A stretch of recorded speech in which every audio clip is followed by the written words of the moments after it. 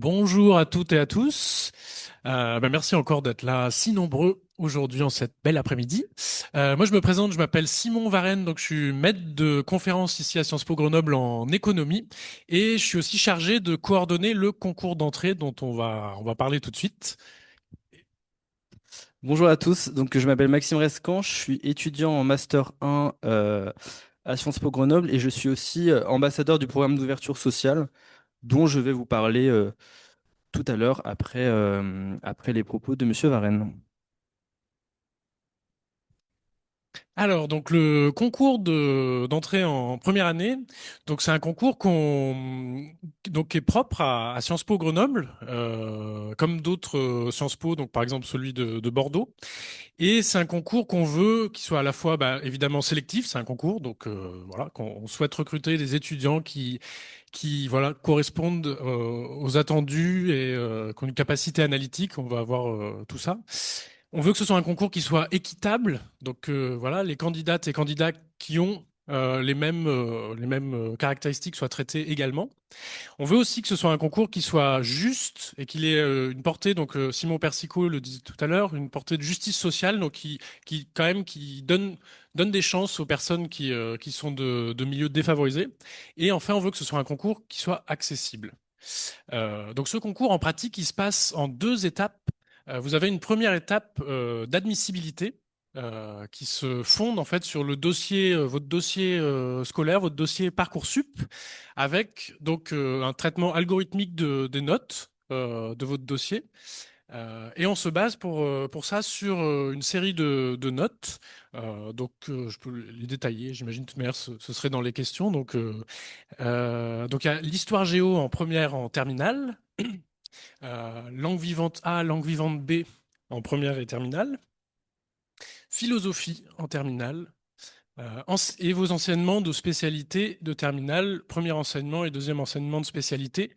Et là, quels que soient ces choix d'enseignement de spécialité, donc on a vraiment fait le choix de se dire, quelle que soit la thématique dans laquelle vous vous êtes spécialisé, ça puisse être des mathématiques, ça puisse être de l'art du spectacle, ou voilà, on traite de la même manière ces différentes spécialités. On prend aussi en compte votre moyenne à l'épreuve du bac de français. Et enfin, pour les candidates bac plus, on prend en compte également la moyenne générale au baccalauréat. Voilà. Donc l'algorithme qu'on met en place, le but c'est qu'il favorise, je pourrais détailler un peu s'il y a des questions, qui favorise les candidats qui se placent dans les plus hauts dans leur classe. Donc c'est ça l'idée de cet algorithme. Et c'est pour deux raisons principales. Une raison, donc, comme je parlais, d'équité, qui a pour but d'essayer de limiter, de tempérer les différences de notation qui peuvent y avoir. Donc là, on se dit, on va essayer de prendre voilà, les personnes qui sont les meilleures dans leur classe, dans chacune de ces matières que j'ai détaillées. Et également un objectif de justice sociale, parce qu'en fait, avec ce traitement algorithmique, ça permet, on le voit, de donner un peu plus de chance à des personnes qui viennent de lycées défavorisés, donc notamment quand on mesure avec l'indice de position sociale, etc. Mais voilà, donc ces objectifs, ils sont compatibles avec le fait que ça reste un concours très sélectif. Vous verrez tout à l'heure avec, on a des candidats qui sont finalement admis, qui ont très souvent une très bonne mention au bac, et voilà. Donc ça reste sélectif comme concours. Donc voilà, à l'issue de cette phase, on a 800 personnes environ 800 personnes qui sont donc considérées admissibles et donc à qui on va proposer de passer à la deuxième phase du concours, donc qui est une épreuve orale, et donc qui est cette épreuve d'admission. Et là, cette orale, ça consiste en un oral de 15 minutes en visio. Donc ça, c'est aussi l'idée que ce soit un concours qui soit accessible, des personnes qui sont loin en France ou même ailleurs que la France métropolitaine. Et donc ces 15 minutes, elles sont dédiées à d'abord une présentation de votre parcours et puis notamment de vos engagements, de vos intérêts, de vos activités extrascolaires. C'est suivi ensuite d'une série de questions sur votre parcours en anglais. Et enfin, le gros en fait de ces 15 minutes est dédié à des questions, une discussion autour du dossier documentaire que vous pouvez trouver dès à présent en ligne sur le site de Sciences Po Grenoble qui est donc un dossier documentaire dont le thème change chaque année. Cette année, le thème, c'est Manger au XXIe siècle. Et vous verrez, donc c'est un dossier qui contient toute une série d'extraits, d'articles, de documents, d'images. Et le but, c'est ici d'évaluer votre capacité à bien vous être approprié ces documents, à savoir les mettre en relation, à les analyser, à les mettre en lien avec des éléments d'actualité.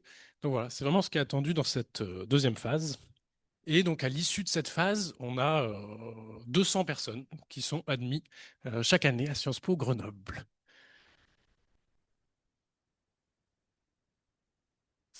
Merci beaucoup. Du coup, moi, je vais vous parler du programme d'ouverture sociale.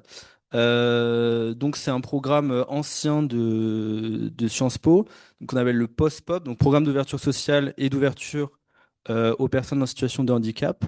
Donc, il me semble que la première année, ça devait être autour de l'année 2008 pour le programme d'ouverture sociale, puis en 2014 pour le programme d'ouverture aux personnes en situation de handicap.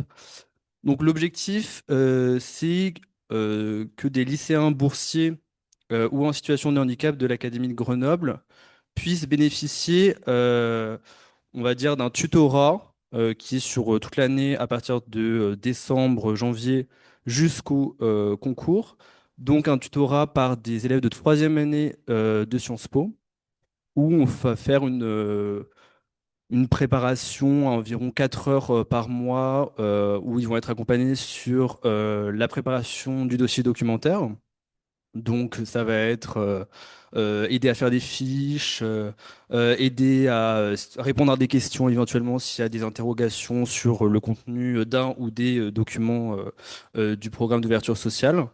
Enfin du concours. Et le programme d'ouverture sociale, c'est aussi 4 journées cette année à Sciences Po, donc in situ, où les bénéficiaires de ce programme vont pouvoir, comme vous l'avez fait ce matin, visiter le bâtiment, visiter les cours, faire une insertion dans un cours de première année pour découvrir voilà, comment ça se passe et déjà aussi si ça leur plaît. Euh, et, euh, et voilà, donc ça, sont éligibles les lycéens au sein de l'Académie de Grenoble qui sont boursiers du secondaire. Euh, et en fait, c'est via une plateforme qui ouvre dès septembre jusqu'à décembre. Et vous devez candidater en mettant un certain nombre de pièces justificatives. Alors, il n'y a pas non plus énormément de demandes, sachez-le. Donc, souvent, chaque année, pratiquement toutes les personnes qui demandent à bénéficier de ce programme peuvent en bénéficier. Le problème, après, c'est plus qu'on a un déficit parfois de tuteurs, donc d'étudiants de troisième année qui veulent bien aider et avoir des filleuls. Donc, souvent, c'est 3 filleuls. Mais voilà. Et outre le programme d'ouverture sociale, il y a aussi ce qu'on appelle les cordées de la réussite. Donc là, c'est un partenariat, on va dire, entre Sciences Po et certains lycées de l'académie, où il va y avoir aussi des immersions à Sciences Po, des immersions dans des cours et voilà, des découvertes de ce qu'est l'IUP, et voilà, à aider à développer, on va dire, certaines compétences pour une éventuelle préparation au concours. Voilà, et juste pour terminer, ensuite on va passer aux questions que vous avez.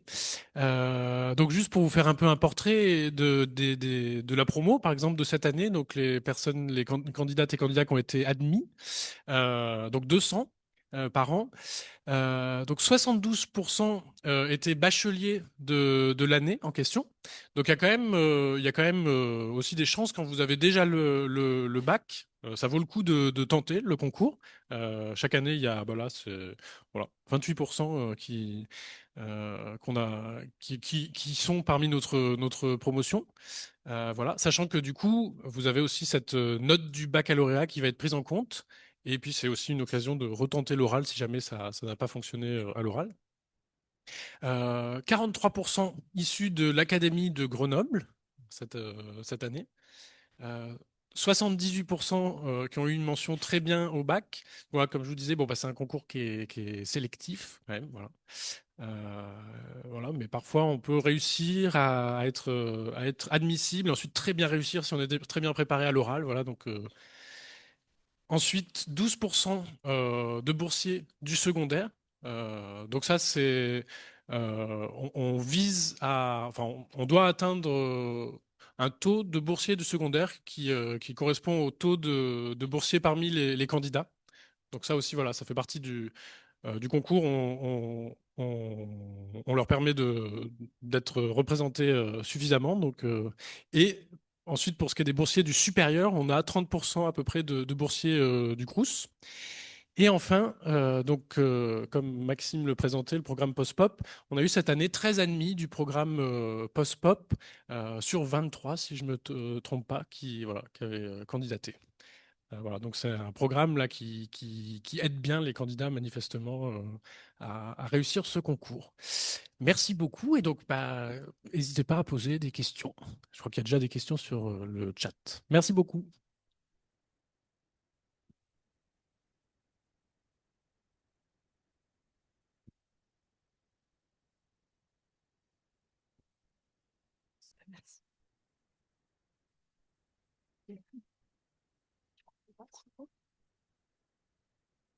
Alors, je vois qu'il y avait une première question ici pour les personnes à distance.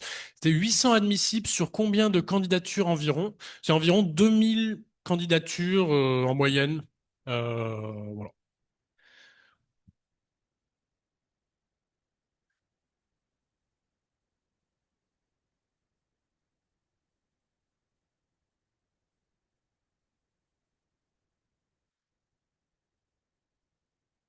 Alors, pouvez-vous nous donner un exemple de calcul de notes pour l'admissibilité? Alors, donc, comme je vous expliquais, l'idée là de l'algorithme, c'est de favoriser les personnes qui sont le plus haut dans leur classe. Donc, en fait, pour une note donnée, mettons histoire géo, donc on va prendre les moyennes sur les différents trimestres en première, en terminale. Et à chaque fois, on va calculer en fait en fonction du minimum et du maximum de la classe. Et en fait, si la personne a le maximum de sa classe, donc mettons que la note maximum dans sa classe c'est 18, là on va considérer qu'elle a le maximum, donc en fait qu'elle a 20. Et si la note minimum de la classe c'est mettons 6, voilà, bah, si la personne a 6, on considère qu'elle est au plus bas, donc 0. Voilà. Donc c'est comme ça qu'on procède. On procède comme ça pour toutes les matières, à part pour la moyenne du bac de français et la moyenne du bac pour les personnes qui ont de date, parce qu'on considère que là, pour le coup, c'est des épreuves qui sont nationales. Donc il n'y a pas cette question de différence de notation. Je ne sais pas si c'est clair. Bonjour, une question sur le calendrier pour savoir à quel moment on a le résultat et à quel moment à peu près se passent les oraux, pour savoir aussi l'organisation, savoir à quel moment se déroulent les oraux et à quel moment on a les résultats. Merci. Alors, les oraux, ils se passent entre fin avril et la mi-mai, on va dire. Et donc, les résultats d'admissibilité, c'est peu de temps avant ça. Donc, ce sera à la mi-avril environ, mi-avril, fin avril, si je me trompe pas. Euh, Et la réponse finale, c'est entre le 2 juin et le 11 juillet. C'est pas très précis. Voilà, vous avez une plage. Euh,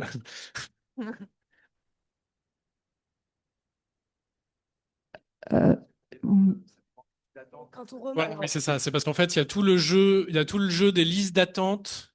Voilà. Donc en fait, potentiellement, vous le saurez avant. En fait, voilà. Ouais, c'est ça. Donc les personnes qui sont classées premières, elles le sauront tout de suite, en fait, le 2 juin. Et après, il peut y avoir des jeux de remontée sur liste d'attente en fonction des décisions des candidats. Comme voilà. Alors, j'avais une question toute simple sur la moyenne pour le bac français. Est-ce que l'oral et l'écrit, est-ce qu'ils sont coefficientés ou est-ce que... Non, on prend la moyenne simple. Bonjour, merci déjà pour cette présentation. Et j'aurais voulu savoir, est-ce que les notes du premier semestre de l'enseignement supérieur, elles comptent dans Parcoursup du coup pour l'admission Alors non, on prend pas en compte pour les personnes qui sont bac plus, on prend pas en compte les notes de votre université. Parce que là, c'est vrai que du coup, ça ferait toute une diversité de types de notes, de types de matières. Donc là, non. Mais par contre, ce qui sera pris en compte, contrairement aux personnes qui sont bacheliers de l'année, ce sera votre moyenne au bac, moyenne générale au bac, qu'on n'a pas pour les personnes qui sont actuellement, qui n'ont pas encore passé le bac, en fait. Ouais, Merci voilà, beaucoup. il y a ça. Et par ailleurs, il n'y a pas de limite. Vous pouvez candidater en étant bac plus 1, bac plus 2. Voilà, il y a pas, ça, c'est aussi une différence par rapport à d'autres concours. Bonjour, moi j'avais une question par rapport aux spécialités.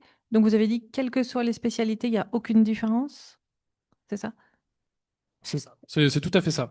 Et les notes de spécialité, c'est et les notes de première et les notes de terminale? Non, c'est terminal. Pour les deux enseignements de spécialité, on prend les deux enseignements de spécialité de terminale. Ok, merci.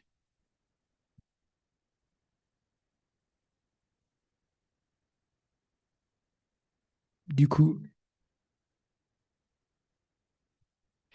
oui, vous avez parlé de l'inscription post-bac, vous avez dit que ça pouvait aller jusqu'à bac plus 2. Enfin, il y a combien de tentatives pour passer le concours? Enfin, Alors, il n'y a pas de limite de tentative. Vous pouvez retenter le concours. d'accord. Ad libidum. Oui.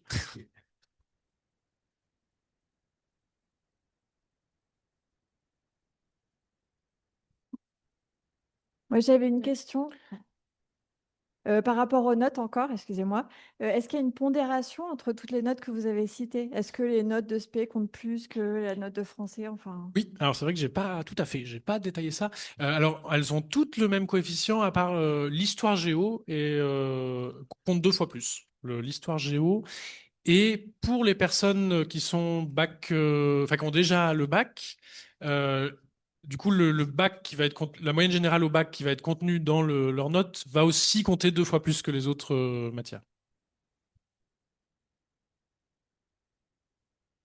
Bonjour, j'avais une question concernant l'oral et le dossier documentaire. Vous avez parlé de mettre en relation les notions donc, qui sont présentées avec les différents articles. Est-ce que c'est nécessaire de connaître les noms d'articles, les auteurs qui les ont écrits, pour pouvoir ensuite les représenter et développer les notions qui vont avec? Oui, bah c'est un plus. Alors, vous avez le droit pendant l'oral d'avoir le dossier documentaire avec vous.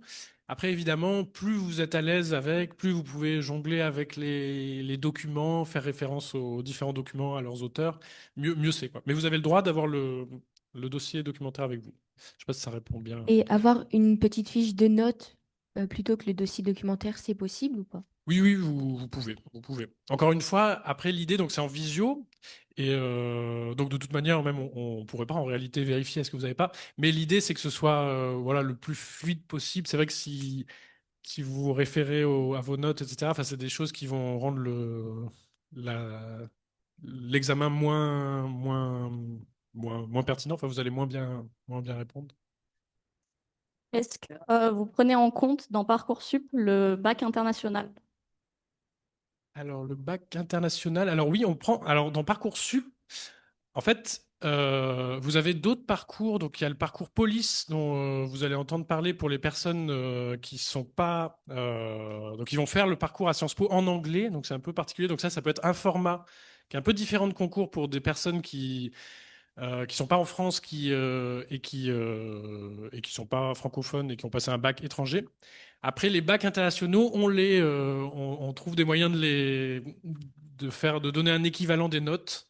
Voilà, après, voilà, c'est un peu un travail parce que selon les bacs, mais oui, en tout cas, c'est possible de candidater sur Parcoursup avec un bac international. Et donc voilà, nous, on essaye de trouver des équivalences pour faire rentrer un peu dans notre algorithme et trouver une note. Voilà. Mais c'est possible. Surtout du bac français international, donc celui qui est passé en américaine, par exemple. Ah, pardon, ça a coupé. Oui, bah ça, oui, oui, ça compterait. Bah, si c'est votre note de français, alors ça, je connais pas, c'est un peu spécifique, mais du coup, on s'adapte aux différents cas de figure. Si votre note de bac de français, c'est un bac de français un peu différent, bah, on la prendra en compte.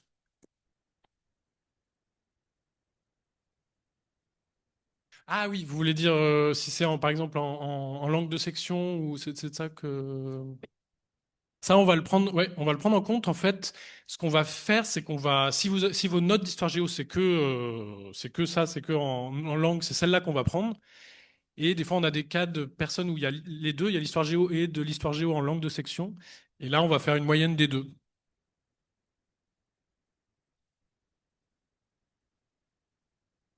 Oui. Ah, pardon.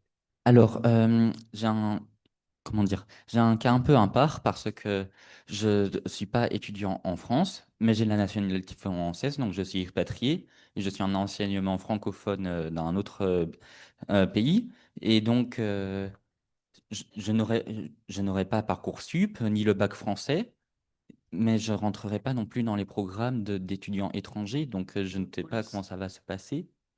Alors, c'est vrai que nous, l'examen de votre candidature, elle est conditionnée par le fait que vous candidatez, enfin que vous pouvez candidater via Parcoursup. Donc, je sais pas dans votre cas si c'est vraiment impossible. C'est vrai que du coup, ça sera pas possible. Enfin, nous, on doit passer. C'est Bruxelles et donc et c'est vraiment impossible de candidater via Parcoursup. Ah oui,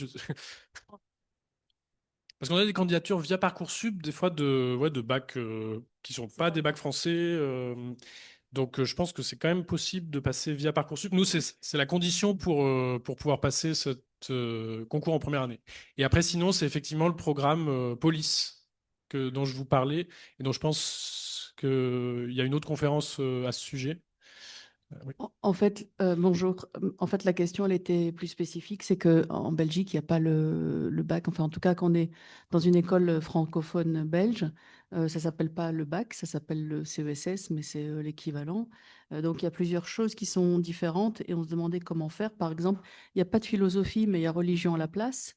Dans la spécialité, ben, bon, mon fils en a une. Alors, est-ce qu'on peut considérer comme deuxième spécialité, donc il a les maths fortes, est-ce qu'on peut considérer comme deuxième spécialité le latin, par exemple? Et puis aussi, il y a la question des langues, parce qu'il a anglais et néerlandais. Il n'y a pas de possibilité, en Belgique, ça n'existe pas, d'avoir encore une langue, parce qu'il y a déjà ces deux langues-là. Et donc aussi la question du bac français, puisque en première, on passe le bac de français. Et donc en Belgique, il n'y a pas, tout se passe Ouais.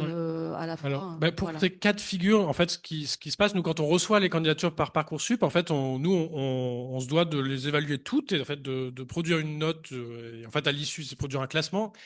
Donc, en fait, pour des cas comme ça, nous, on fera du cas individuel. On va essayer nous de trouver ce qui est le plus équivalent pour faire que ce soit une note et que ça nous paraisse équitable vis-à-vis des autres candidats. Mais là, on sortira de ce que je vous ai présenté, voilà, et on essaiera, nous, au cas individuel, de faire que ce soit une note équitable. Ouais. Il n'y a pas trop d'autres solutions.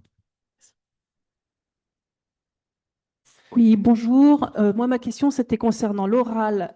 Est-ce que vous voulez que l'élève sache uniquement les références du dossier et de les resituer, les analyser, ou est-ce qu'en fait, vous voulez qu'il puisse s'exprimer sur la thématique globale et que le dossier proposé, c'est juste des exemples de références? Alors oui, il faut réussir à monter en généralité et à parler de la thématique globale, ouais, c'est bien. Mais comment dire, enfin, il faut vraiment que ce soit basé sur effectivement D'accord. L'oral est quand même sur le dossier Oui. fourni et non pas sur une culture générale. Enfin, Oui, non, c'est pas une c'est pas épreuve une de culture référence. générale, même il y a un lien, parce que plus vous serez à l'aise sur le faire des liens avec des enjeux plus larges que le dossier, donc c'est ce qui est valorisé, mais il faut vraiment que ça se base sur les documents, et c'est vraiment ça qui sera principalement évalué, c'est voilà, Ouais. capacité Avoir à compris les mobiliser dossiers les fournis. documents. Oui, d'accord. Je sais qu'il y a une petite question. Ma question concerne la première phase de sélection admissibilité avant entretien. Avez-vous une idée de la moyenne des notes permettant l'accès à l'entretien? Alors, c'est un peu difficile de répondre à cette question en réalité parce que, comme je vous disais, comme notre algorithme, la différence, on valorise plus vous êtes élevé dans votre classe. C'est un peu dur de vous dire une note comme c'est pas vraiment la note brute. Voilà, c'est pas évident de répondre à cette question parce que ça dépendra un peu des classes. Ouais, ça, ça dépendra un peu des classes en fait parce que en fait, En termes de résultats, on se retrouve à quelque chose qui est pas très loin parce cet algorithme, on essaye de l'améliorer, de vérifier qu'il produit des résultats cohérents, qu'on n'est pas non plus trop loin de ce qu'on obtiendrait si on utilisait simplement les moyennes brutes. Donc effectivement, on n'est pas très loin de ce qu'on obtiendrait, mais on a ces effets qu'on trouve bien de justice sociale. Donc c'est pour ça qu'on est attaché à cet algorithme. C'est pas évident de vous dire la note parce qu'en fait, effectivement, ça dépendrait un peu des classes. Voilà,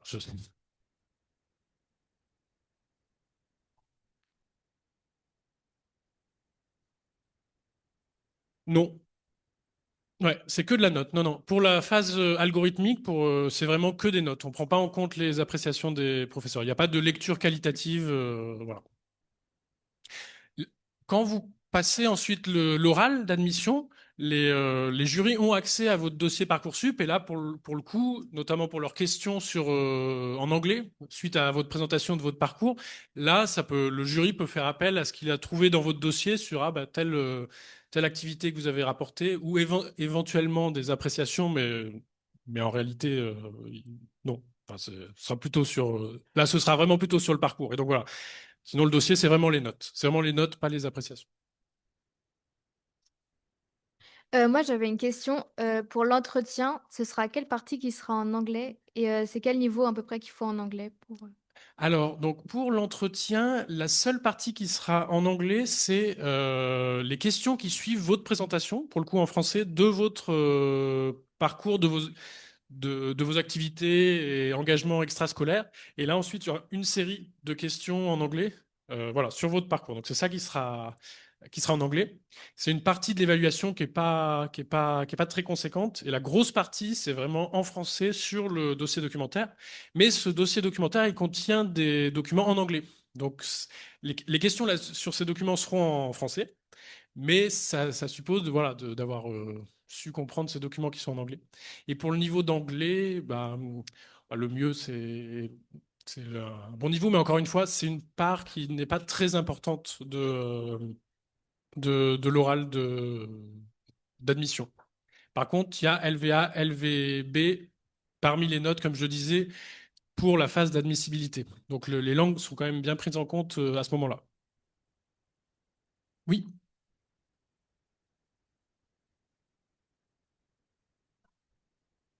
Alors, est-ce qu'il faut fournir un CV, une lettre de motivation? Alors, il y a des... Oui, il y a des... Vous devez fournir... Oui, oui, il y a une lettre de motivation que vous devez fournir. Alors, pardon, je suis plus bien dans le... Et alors, la lettre de motivation, donc elle va pas avoir un rôle central, vraiment pas. Le moment où elle peut intervenir, c'est éventuellement les jurys pourront s'appuyer dessus au moment de l'entretien pour ce qui est des questions sur le parcours, voilà. C'est là qu'elle aura une place. Voilà. Oui.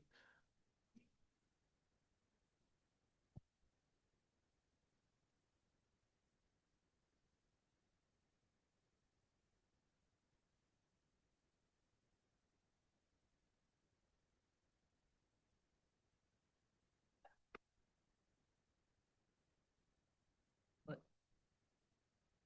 Ouais. Ouais. Alors tout à fait. Donc effectivement, ça c'est en fait c'est la contrepartie de l'effet de l'algorithme qui nous semble quand même contribuer à l'ouverture sociale de l'établissement. C'est effectivement les lycées voilà de plus haut niveau et puis plus favorisés généralement. Voilà, ils vont avoir un petit peu moins de. C'est un peu plus difficile parce qu'effectivement, si vraiment tout le monde est de très haut niveau, c'est un peu plus dur de se démarquer, alors que dans d'autres lycées, un peu moins. Et donc ça, c'est un peu ce qui permet à l'algorithme, nous, de favoriser un peu des personnes de lycées plus défavorisés. Encore une fois, comme donc on l'audite un peu cet algorithme, notamment moi je l'ai bien analysé, et les différences qu'on obtient par rapport à si on prenait les moyennes brutes ne sont pas très marquées. Enfin, voilà, on est sur des choses qui sont pas vraiment qui changent pas du tout au tout très clairement. Voilà. Je sais pas si ça répond bien. Oui. Oui, bonjour. Alors, on a vu que le concours était payant, mais du coup, est-ce qu'il est payant dès la première phase d'admission ou lorsqu'on est admis pour l'oral? Ouais, il est payant dès la première phase. Donc, si je ne me trompe pas, il est à 110 euros. Pour les boursiers, c'est 25 euros. Alors, sous réserve que c'est bon.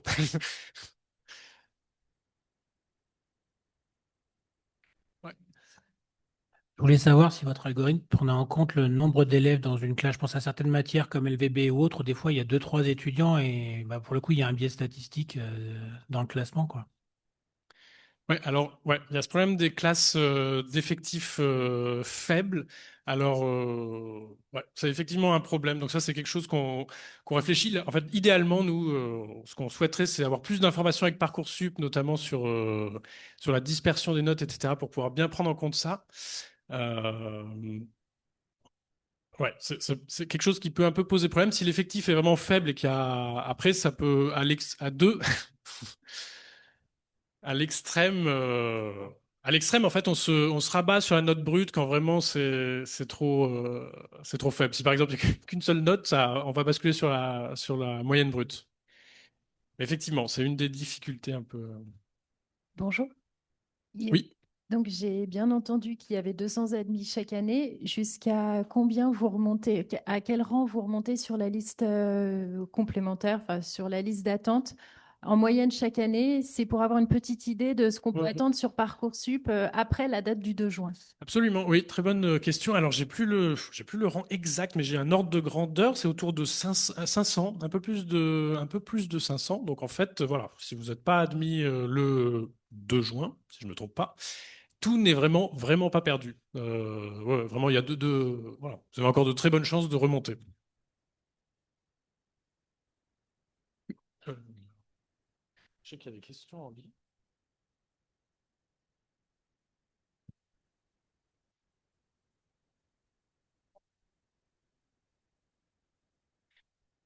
Bonjour, merci. Il y a 800 entretiens pour 200 sélectionnés. Je pense qu'il y a plusieurs personnes qui mènent des entretiens avec des grilles d'évaluation pour arriver à normer un peu tout ça. Est-ce que vous pouvez nous en dire plus ou nous rappeler quels sont les principaux critères et les modalités d'évaluation de l'entretien? Ouais. Alors, donc effectivement, c'est vraiment un concours qui mobilise une très grande partie de la faculté de Sciences Po Grenoble, avec des enseignants chercheurs et également des enseignants de langue, notamment pour la partie d'évaluation de l'anglais. Donc les critères, donc on va juger. La plus grande partie, comme je vous disais, ce sera sur le dossier documentaire.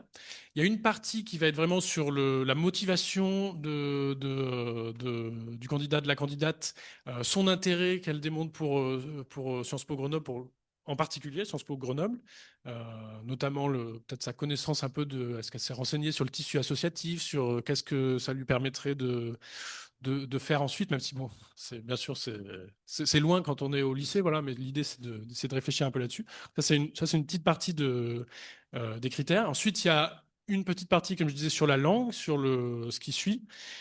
Et ensuite, donc, ce qui est vraiment attendu sur le dossier, c'est de démontrer une connaissance du dossier, des références à l'intérieur, une capacité à élargir sur des questions d'actualité générale, et une capacité de mettre en lien, comme je disais, les documents.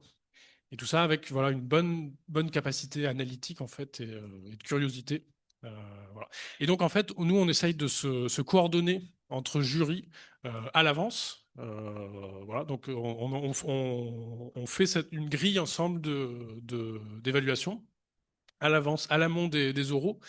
Et ensuite, éventuellement, si on constate qu'il y a vraiment des fortes disparités entre certains jurys, on a une réflexion ensuite pour éventuellement harmoniser un peu certaines notes si on voit qu'effectivement il y a. Voilà. Mais normalement, on essaye d'harmoniser autant que possible à l'avance pour que la notation soit juste.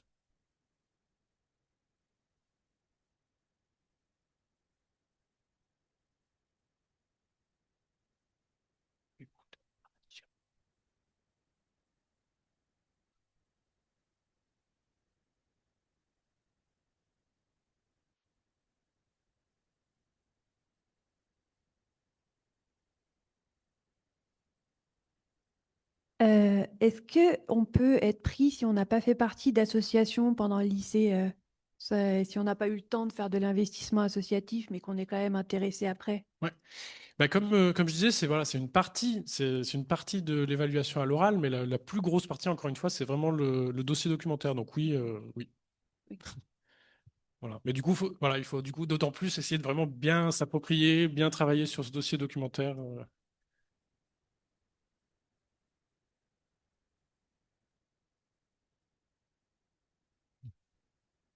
Du coup, je voudrais savoir s'il y a des possibilités justement de pouvoir préparer enfin, ou est-ce que quelque part on peut préparer ce dossier en dehors des boursiers, etc., qui ont des possibilités pour le faire? Alors, il y a différents lycées qui proposent des fois un peu des préparations au concours. Il y a ce type de préparation. Je ne sais pas, toi, Gilles, si tu sur se préparer au concours. Lorsqu'on est dans un lycée, peut-être. Donc, il y a des lycées qui ont vraiment des formations à ce concours. Et sinon, parce que c'est vraiment un travail perso. Ce que nous, on fait, c'est qu'avec ce dossier documentaire déjà que vous avez, c'est une aide conséquente. C'est-à-dire que le concours ne repose pas sur une culture générale qu'il faudrait maîtriser, dont on ne donnerait pas les codes. Là, il y a vraiment un dossier. Donc, la première préparation pour nous, c'est de télécharger ce dossier, de le lire, de le connaître, de le discuter et d'être capable d'arriver à l'entretien avec un point de vue. Ce qu'il y a dans le dossier, c'est important aussi à dire, c'est pas la vérité, en fait, c'est des idées. Et nous, on aime beaucoup quand des candidates ou des candidats viennent et nous montrent que, en fait, à partir de la première question qui va être posée sur le dossier, ils ou elles font la démonstration d'une réflexion personnelle et qui peut aller jusqu'à éventuellement contredire le point de vue qu'il y a dans un des documents.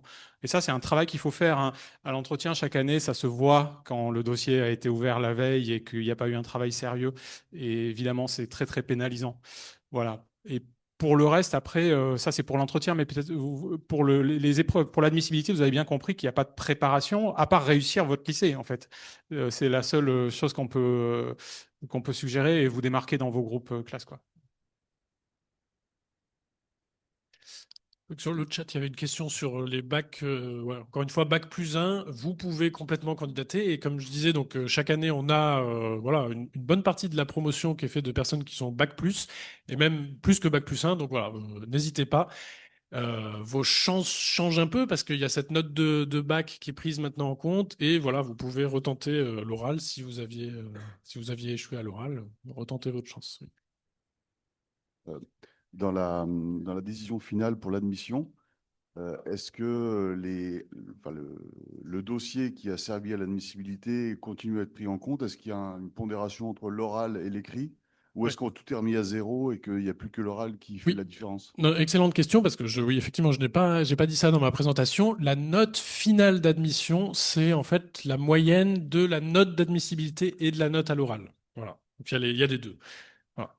Donc si jamais vous avez voilà, un dossier vraiment extrêmement bon et qu'à l'oral vous n'avez pas réussi, c'est pas perdu, ça va se compenser. Et inversement, si voilà, si en fait vous étiez classé assez bas en admissibilité, en fait, voilà, vous pouvez vraiment remonter avec l'oral, mais voilà, c'est une moyenne des deux.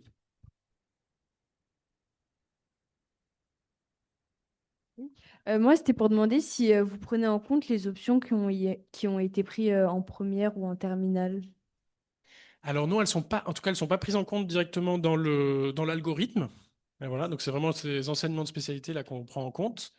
Après, pendant l'oral, si éventuellement dans votre parcours, si c'est quelque chose de très marquant que vous voulez valoriser et peut-être en lien avec la manière dont vous vous projetez à Sciences Po, ça peut, voilà, ça peut être amené, quoi. Mais sinon, non, c'est pas pris spécifiquement en compte.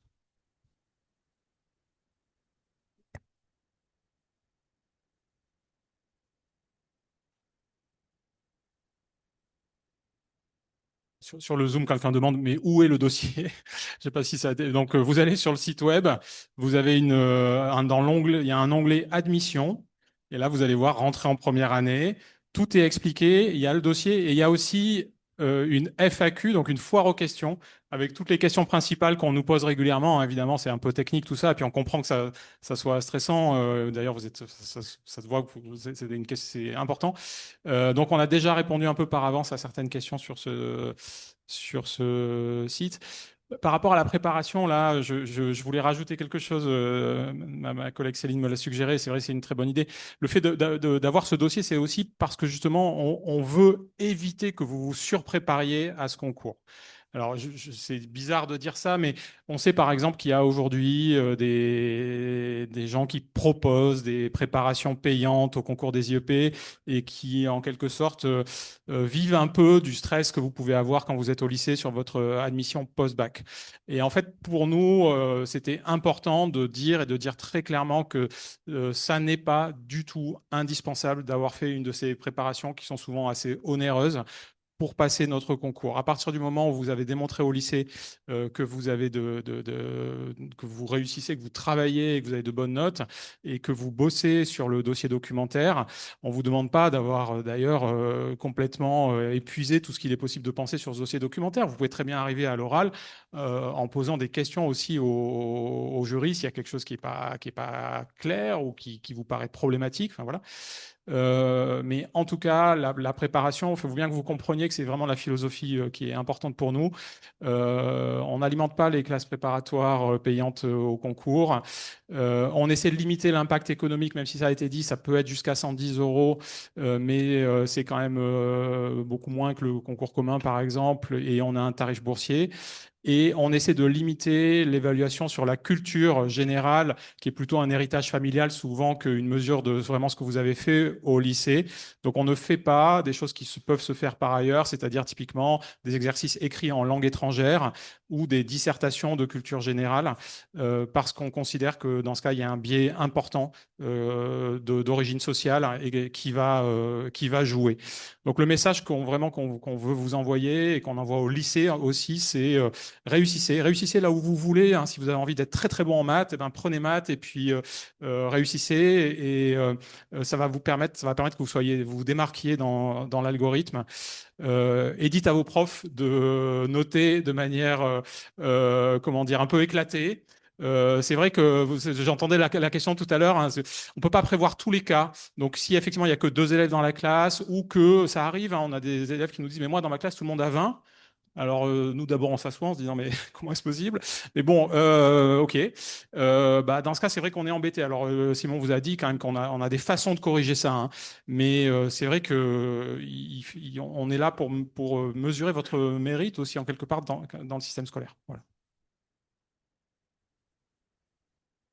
Moi, ma question, elle concerne plus Sciences Po Grenoble en général. Est-ce que s'il y a une spécialisation particulière, par exemple, je sais pas, plus économie ou sociaux, parce que j'avais entendu ça, mais je sais pas si c'est vrai ou pas. Oui, ça, je pense que ce sera une très bonne question pour la conférence ensuite, qui va vraiment beaucoup plus rentrer dans le cursus en fait à Sciences Po Grenoble. Bonjour, moi j'ai une question par rapport au... Ah, pardon, je suis ici. Oui. Voilà. Moi j'ai une question par rapport aux options. Tout à l'heure, il y avait une jeune fille qui disait qu'elle était en option anglais. Et vous avez parlé du fait que lorsqu'il y avait deux matières d'histoire, les deux étaient moyennés. Mais moi justement, j'ai une option justement d'histoire en anglais en plus de cours d'histoire. Donc du coup, est-ce que les deux seront moyennés pareillement? Oui, les deux seront moyennés, ouais.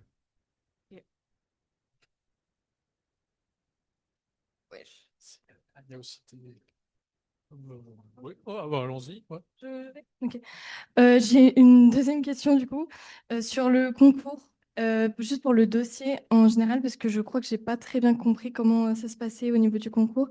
Sur la phase de présentation du dossier, est-ce que c'est plus interactif avec des questions précises que quelqu'un va poser ou c'est nous qui présentons d'un coup le Ouais, ouais. document? Non, non, non, clairement, c'est des questions. C'est vraiment, en fait, la seule phase où vraiment vous vous présentez, c'est au tout début, quand vous présentez justement votre parcours, vos engagements, vos activités, vos intérêts. Là, c'est une petite phase en 2 minutes où là, vous présentez. Mais sinon, ensuite, c'est des questions. C'est vraiment une discussion. Donc, on n'attend pas de vous de faire une introduction ou voilà, c'est des questions.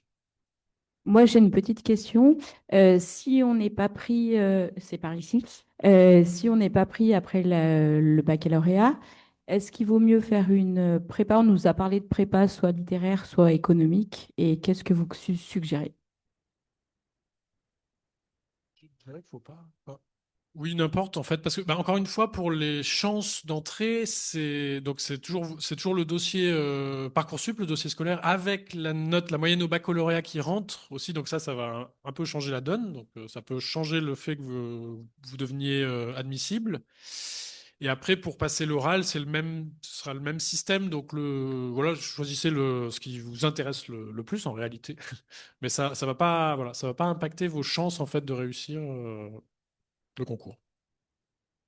Et notamment, si vous choisissez de faire une prépa après votre bac, vous ne serez pas affecté négativement par le fait que les professeurs de prépa notent moins haut que les profs de lycée, d'accord? Donc surtout, l'idée, c'est faites ce qui vous fait plaisir, et puis vous repasserez le concours à bac+1, et vous avez peut-être compris aussi que vous pouvez le passer à bac+2, à bac+3, à bac+4. On n'a pas mis de limite, parce qu'on considère qu'on peut aussi se découvrir une vocation pour venir étudier ici, après une licence, ou enfin voilà. Bonjour. J'avais une question ici. Pardon. J'avais une question quand on se présente à l'oral. Est-ce qu'il faut faire des liens avec notre attrait pour Sciences Po et tout ce que présente l'école ou c'est vraiment par rapport à nous? Ah, non, c'est très apprécié ça dans votre présentation et ce sera peut-être aussi dans les questions en anglais suite à votre présentation. Si voilà, n'hésitez pas à pointer des aspects précis de Sciences Po Grenoble qui vous attirent. Ça, oui, ce serait très apprécié parce voilà, on essaye d'évaluer votre motivation et aussi voilà, si vous avez quelque chose précisément là qui vous attire ici, c'est très très bien de le faire sortir quand vous vous présentez vous-même. Ok, merci beaucoup. Rebonjour, j'ai de nouveau une question par rapport en fait à Parcoursup. Quand vous parlez d'un algorithme, est-ce que vous avez une action sur cet algorithme ou est-ce que vous prenez juste le résultat de l'algorithme? Parce qu'à un moment, vous disiez, ça, on va en tenir compte dans l'algorithme. Est-ce que ça veut dire que vous pondérez des choses et vous avez une action sur cet algorithme? Je ne Alors, comprends pas très bien comment ça oui. fonctionne. En Alors fait. non, l'algorithme, il est fixé. Enfin, on va pas en tout cas, pour l'immense majorité des cas, on ne va pas le changer. Après, la limite, ce que je disais, c'est les cas très spécifiques, justement, par exemple, de bac. Si on a des personnes qui ont candidaté via Parcoursup, qui ont un bac étranger, bah, ces personnes, on doit leur donner à l'issue un classement. Donc là, on va nous faire en sorte d'essayer d'adapter et de faire qu'on puisse leur donner une note algorithmique. Et sinon, non, pour les autres candidats, l'algorithme est fixé, donc on va pas. Voilà. Voilà. Je sais pas si c'est. Est-ce qu'à l'issue des admissibilités, on connaît son rang avant de passer les oraux ou est-ce que... Alors, c'est une bonne question. Est-ce qu'on connaît? Non, je crois pas qu'on connaît son rang. J'ai un petit doute maintenant. Non, on connaît pas son rang. Non, c'est bien. Merci. Voilà. Heureusement, j'ai de l'aide. Et je voulais rappeler, voilà, peut-être aussi une petite chose que j'ai pas précisée parce que voilà, il y a ouais, il y a des subtilités. Par exemple, il y a le cas des personnes qui sont sportifs et sportives de haut niveau. Elles sont traitées un peu différemment dans l'algorithme, en l'occurrence, et ça, c'est une obligation légale. Si elles ont 15 ou plus de moyenne sur les différentes notes qu'on évalue. Et là, sans prendre en compte la question de la classe, ces personnes sont automatiquement admissibles à l'oral. Donc voilà, elles seront invitées à se présenter à l'oral. Autre spécificité, je parlais des cas des boursiers. Donc les boursiers, la politique vis-à-vis des boursiers, c'est que déjà, ça c'est pour le coup une obligation vis-à-vis du rectorat. On s'engage à ce que parmi les admis, il y ait un taux de boursiers qui corresponde au taux parmi les candidats. Voilà, donc ça, on va à l'issue quand même remonter, si besoin, des personnes qui sont boursières du secondaire pour atteindre ce taux. Et en fait, ça, on a aussi pour politique de le faire dès la phase d'admissibilité, c'est-à-dire que dans notre algorithme Parcoursup, on va, pour atteindre ce taux, on veut l'atteindre aussi parmi les admissibles, c'est-à-dire parmi les personnes qui vont pouvoir passer à l'oral. Donc, on va être amené à remonter certaines personnes boursières du secondaire pour leur donner une chance à l'oral, voilà, dans le but de leur donner une chance et après d'atteindre vraiment ce taux de boursiers parmi les admis. Juste, je veux compléter par rapport à la question de est-ce que donc les candidats ne savent pas s'ils sont où ils sont dans l'algorithme, mais nous non plus. Nous ne savons pas quand nous les auditionnons à l'oral où ils sont dans l'algorithme. Ce qui veut dire que leurs chances à l'oral ne sont absolument pas impactées par rapport et donc on a des gens qui remontent beaucoup, mais vraiment beaucoup. ils ne sont pas impactés par la place dans l'algorithme. Ils sont 800. Nous, ils ont la même chance à l'oral que les autres et ils peuvent très, très fort. Et donc, vous comprenez bien que comme en plus on parle de différences qui sont quand même des fois très faibles, un 800 peut très bien se trouver dans les 500 premiers et donc avoir une place. J'avais une question par rapport à la phase d'admission. Là. Oui. Est-ce que l'algorithme il va défavoriser ou pas les élèves qui sont issus de la voie technologique et non générale? Alors, pour la voie technologique, on est dans le cas de figure, du coup, des cas un peu particuliers que du coup, on va traiter plus individuellement quand il y a des personnes qui sont candidats avec un bac technologique, parce que ça rentre pas donc dans les notes que j'ai données là. Donc, on va se retrouver un peu dans le cas de figure où nous, on va construire une note. Et en tout cas, c'est possible de rentrer à Sciences Po avec un bac technologique. On a un étudiant cette année, c'est ça, dans la promo. Donc, c'est. Enfin, oui, voilà, c'est pas beaucoup. Alors, on a très peu de candidats aussi, il faut dire, voilà, mais en tout cas, c'est possible, quoi. C'est pas. Il n'y a effectivement pas du tout de volonté hein, de handicaper, au contraire. Alors après, il y a des équivalences à trouver parce que c'est pas les mêmes matières. Donc forcément, il y a un petit travail qui est fait pour essayer de trouver la meilleure équivalence et que vous soyez jugés exactement comme les autres. Enfin voilà, vous avez toutes vos chances quoi, si c'est l'inquiétude que vous avez. Même si on sait que évidemment, forcément, il va falloir faire un petit travail sur typiquement le sujet du document. Là, il est orienté un peu par rapport à ce qu'on apprend dans les enseignements en général, hein, mais ne vous découragez pas par rapport à ça. Hein. Il y avait juste une question dans le Zoom, c'était déjà à partir de quand est-ce qu'on peut avoir le dossier? Le dossier est en ligne depuis le mois de novembre, d'accord? Donc allez-y, vous pouvez le télécharger. J'ai dit tout à l'heure comment. Bon, on va peut-être encore prendre une ou deux questions, mais il faut malheureusement qu'on s'arrête. Par rapport à toutes les questions que vous pourriez avoir. Déjà, il y en a plein qui ont été posées par Zoom. On n'a pas trop tout répondu à tout. Donc, on va les reprendre et on va les intégrer dans la foire aux questions. Je pense que c'est la meilleure façon de faire. Par ailleurs, vous pouvez aussi contacter l'établissement et notamment notre service de communication qui a un compte Instagram, par exemple. Donc, vous pouvez envoyer un message privé sur ce compte-là et vous aurez une réponse par ce biais. Vous pouvez envoyer un email à l'adresse de contact de l'établissement. Et on a aussi des étudiantes et des étudiants qui sont devant l'AmphiF, qui ont passé ce concours avant vous. Et donc, allez les voir, discutez avec elles, avec eux sur les meilleures stratégies, comment se préparer, comment se passe l'oral. C'est important que vous ayez aussi le point de vue des étudiantes et des étudiants. Par rapport aux sportifs de haut niveau, est-ce que si on a moins de 15 de moyenne, après on est dans l'algorithme comme n'importe quel autre étudiant ou pas? Voilà, on se retrouve dans l'algorithme comme n'importe quel autre étudiant, donc c'est pas non plus, c'est pas fichu. Donc, enfin, voilà, ça va dépendre ça va dépendre des autres et de vous, et donc justement, notamment de votre position par rapport à votre classe, mais effectivement, ouais. Euh, oui, excusez-moi, j'avais une question. Je fais ma LVB au CNED et du coup, ça veut dire que j'ai pas de classe. Enfin, je suis une seule élève et je veux savoir comment ça se prenait dans l'algorithme et dans le concours. Ouais, quand c'est une seule élève, enfin une seule ou un seul élève, on se rabat sur la moyenne brute. Ok.